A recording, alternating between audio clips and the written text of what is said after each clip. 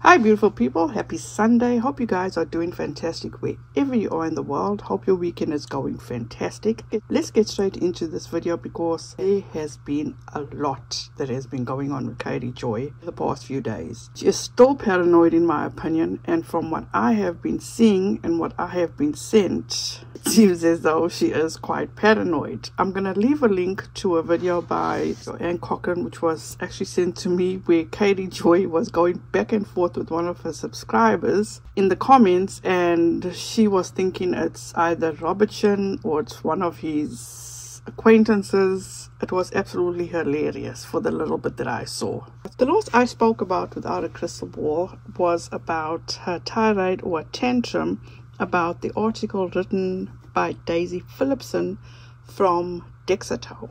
She was not happy about what was written in the article. So I see the article has been scrubbed and she is thrilled. She made this post. Thank you to the editor of Dexito for updating this article and removing content doubting the seriousness and validity of the series. I will actually have the new article listed down in the description box if you guys are interested in actually reading it. She went on to post, to be clear, the production of this series was very challenging due to Robert Shinn filing lawsuits against multiple bloggers and former members connected to the series. Robert Shinn filed a lawsuit against Without a Crystal Ball LLC in April of 2022. In the 2 years since his lawsuit has been filed, his filings and legal demands have been heavily focused on obtaining details about my sources, my relationship with Kylie and Dean Wilking, my communications with the Wilkings, demanded that I provide him a copy of the contract I signed with the production company, and my financial information to attempt to prove that I'm enriching myself by attempting to cancel and destroy him. Robert Shinn, in lawsuits in California and Minnesota, has blamed multiple people for the downfall of his businesses and loss of revenue. Was he wrong, Kylie Joy? Because from what we've seen, you played a huge part in all those allegations that he made against you. But it's left to be seen.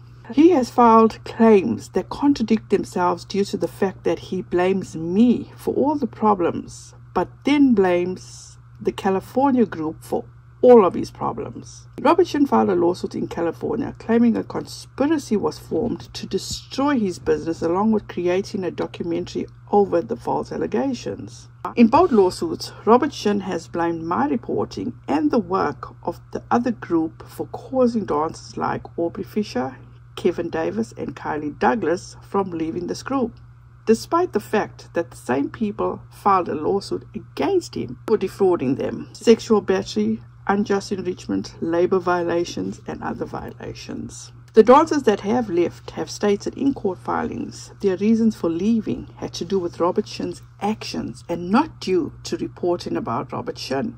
Because I have remained committed to this case, I refuse to settle the lawsuit. No, Kylie Joy, they refuse to settle with you. Nothing I have reported was defamatory, malicious or false.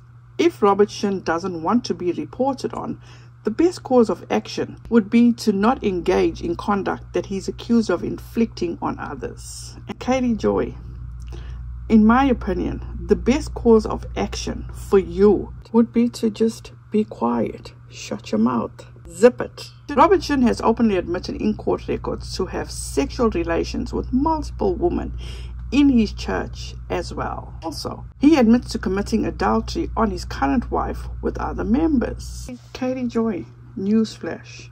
Having sexual relations is not a crime.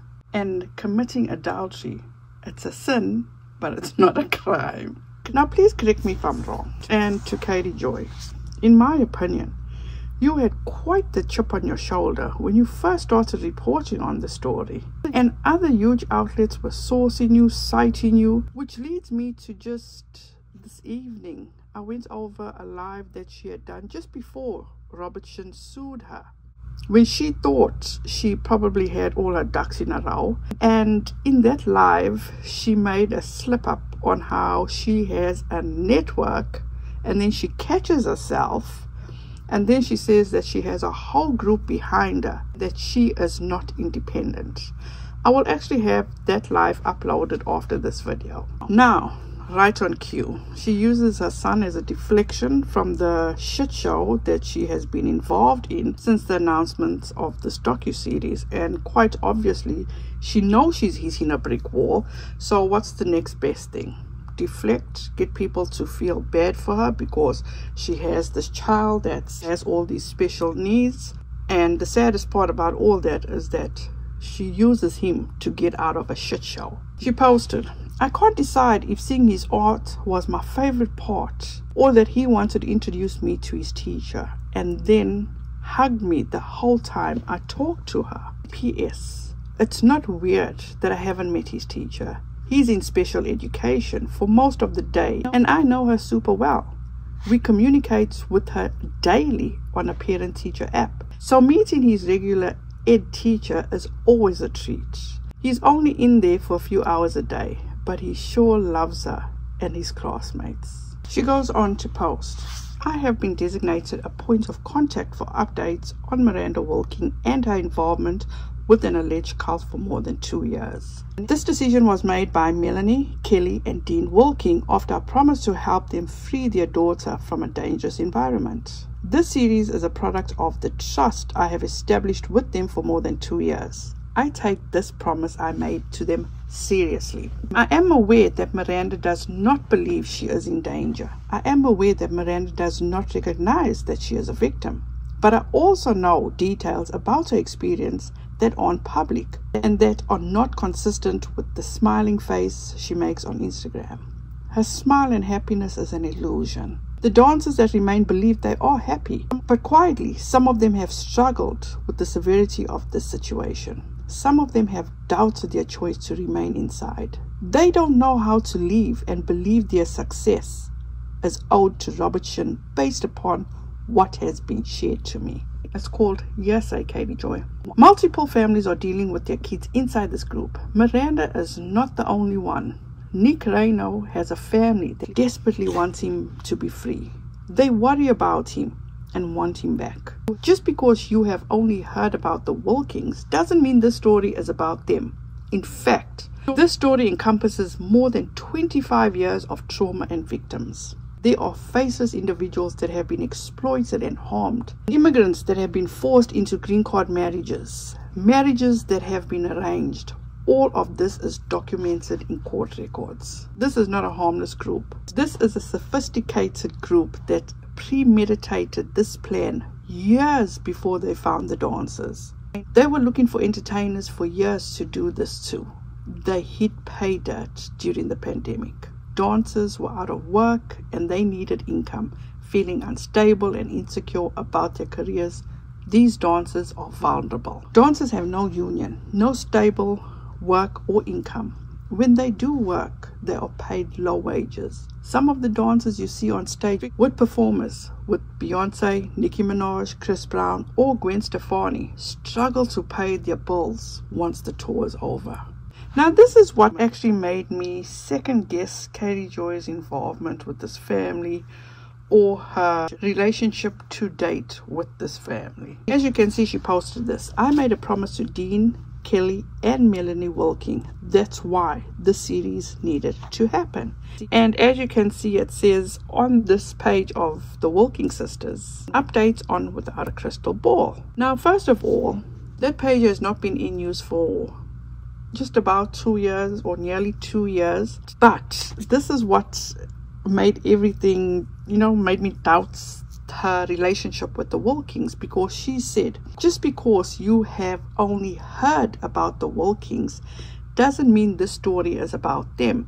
So is there some kind of turmoil, or is the relationship just non-existent? Why is she not going off of what's happening in the now? Why is she only going off of what's happened 2 years ago? As I said, that Instagram page that she is citing has no engagement since 2022. Melanie doesn't post on there, neither does Miranda, and I wonder if they're both still aware that they even have that account. Because to me, this is sketchy on Katie Joy's part. Is that the best she can come up with in trying to convince people that she is in contact with this family, because the last I heard from this family in regard to communication with Katie Joy, they asked her to please remove posts she made about them. And when Katie Joy says that she is in contact with the specific family, that always only means that she speaks to someone closely linked to that family. You guys can let me know what you think. Here we go. This evening, Katie Joy made this post. When a friend asks me to help them get their story out, I do my best to help. I can't share specifics, but I have hope this specific group will finally be exposed and the victims will get justice. Not me pitching a new docu-series to 2 separate production companies. Oh yes, that's exactly what I did today. A story that needs exposure. The real story. They said they were super interested. So somebody needs to clip this and save it, because clearly down the road Katie Joy is going to be sued once again, and there she exposing herself for being the one for pitching whatever new docu-series will come out in the future.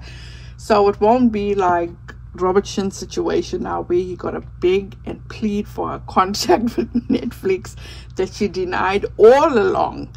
So they will know for sure that Katie Joy did pitch whatever this upcoming new docu-series is.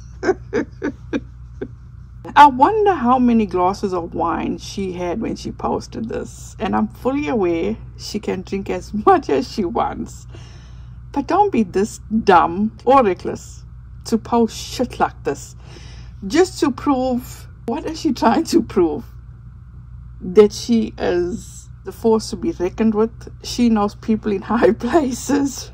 Whatever she was trying to prove in this post, honestly, I don't think this will work out in her favor in the end.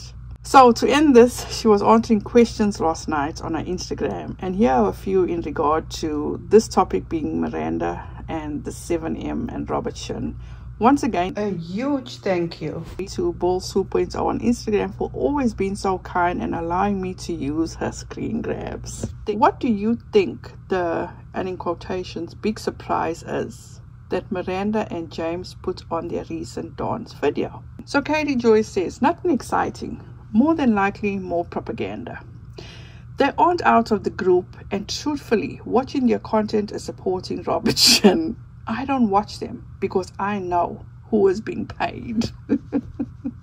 Has Miranda's husband's family ever spoken out about him? To which she says, James's ex-wife Angela and I have spoken. Angela has shared her frustrations with the situation, specifically around their son. James has a small family and they haven't said anything. This is also the second cult he's been involved in. I don't think you can equate Angela to being James's family. So why are you speaking about Angela? She's not relevant here. Why hasn't Melanie spoken about the documentary? She has been very quiet about her sister. To which Katie says, I can't speak about Melanie or any survivor involved. This is a very emotional time for all of them. After the series comes out, there will be more than likely be a wave of posts by the people involved. Remember, we are all working with the network. Melanie is also getting married this month. She's busy. You just spoke for Melanie after you said you can't speak for her. Why has the 7M cult let Miranda see her family recently? She says, according to Kylie Douglas's lawsuit, you know what? Katie Joy seems to be relying heavily on Kylie Douglas's story, and only Kylie Douglas's story. Robert has allowed members to see family on their own time, and their outings are allegedly done for PR to attempt to show the public that the group doesn't isolate their members. However, get-together still have to be approved. Lord have mercy, she was definitely having quite a few glasses of wine. However, get-together still have to be approved, and they can't miss any church events, or they can be punished or left out of work, according to Kylie's lawsuit. When this 7M doc comes out, do you think Miranda will be closed back off from her parents? To which Kylie Joy says, May 29th, 2024. It's hard to anticipate Robert's response. He will either put out content as usual and ignore, or he will go on a lockdown tirade. Those are my opinions. I just hope she watches the series and leaves. Well, you guys, that's it for now. Thank you so much for taking the time and watching this video. I truly appreciate each and every one of you. Please let me know what you think about all this down in the comment section, because at this point all I can do is just laugh, because Kylie Joy quite clearly is unhinged.